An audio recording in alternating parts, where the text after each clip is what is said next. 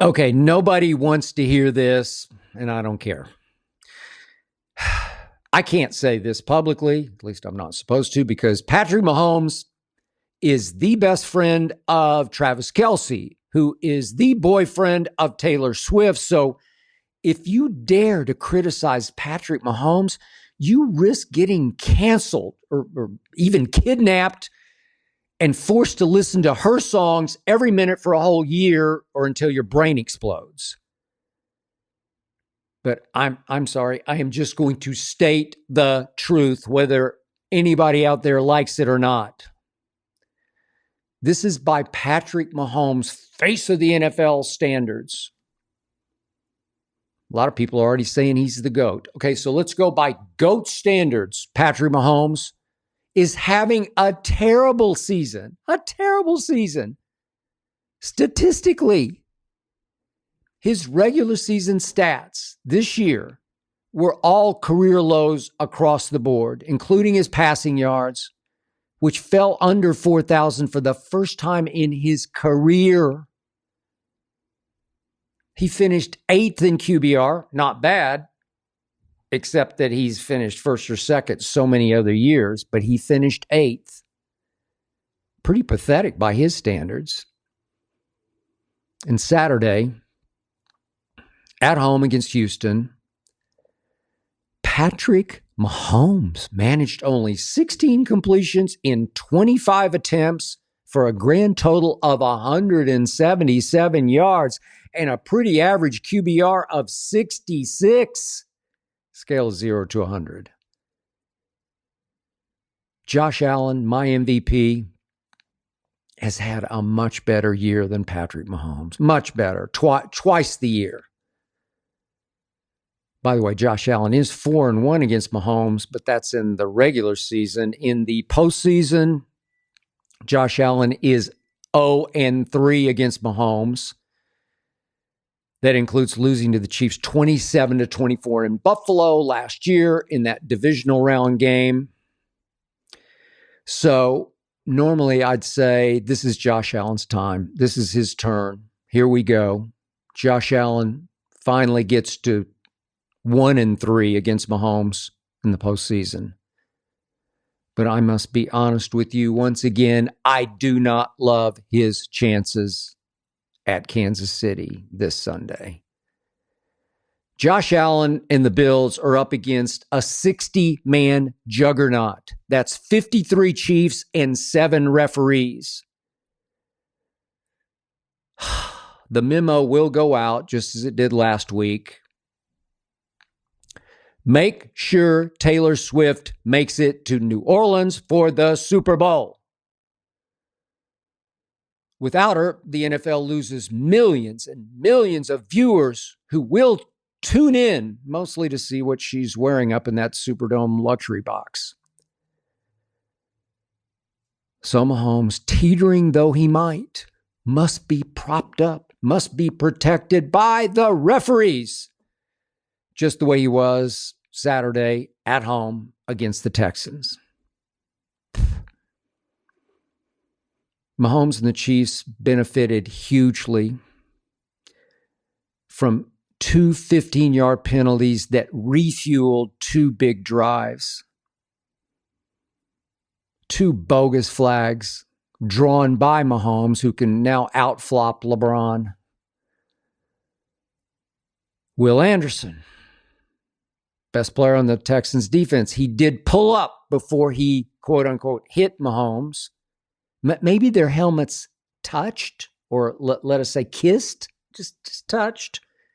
15 yards roughing the passer. What?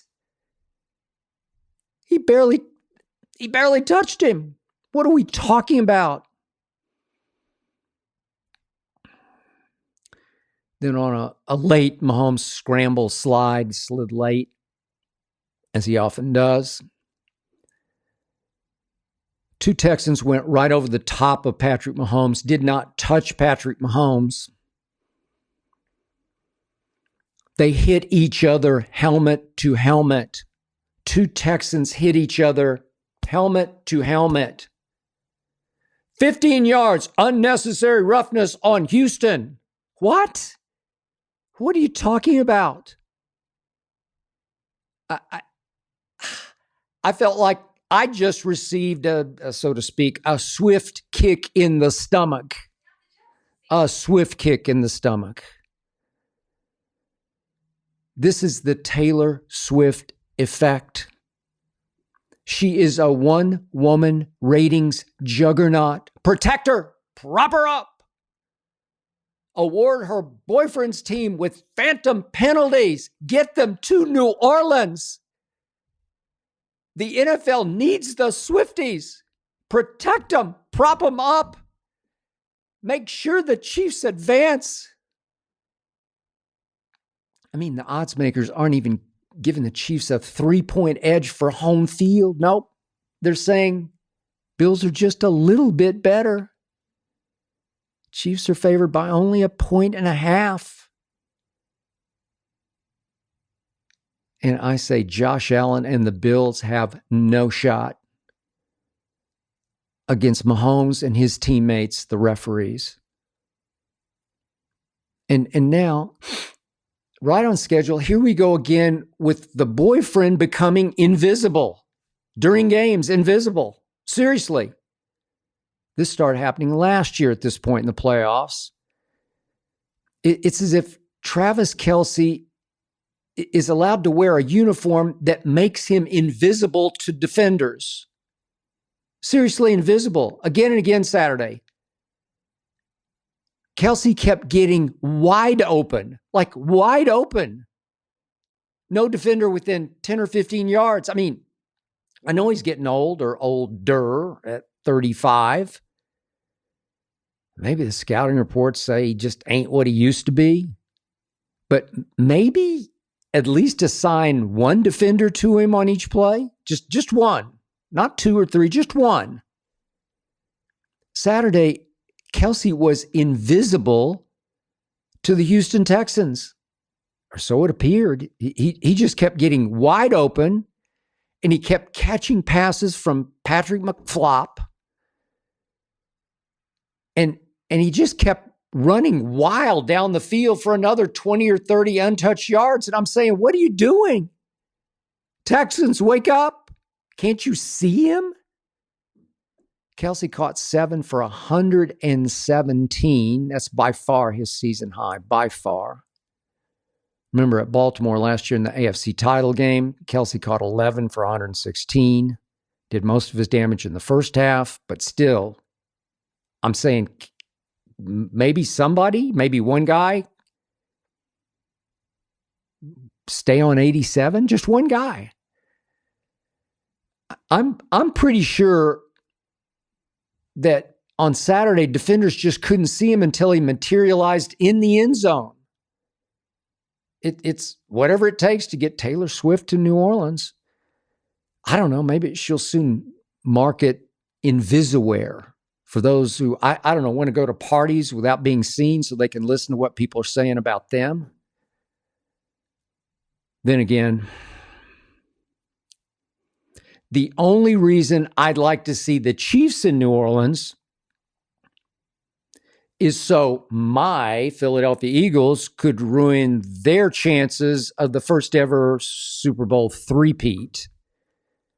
And my Eagles could then get revenge for their Super Bowl loss to Kansas City and Phoenix, you'll remember 2 years ago. So, hey, refs, can you maybe prop up and protect my Eagles Sunday against Jaden? My Eagles are going to need help even more than Mahomes is going to need help.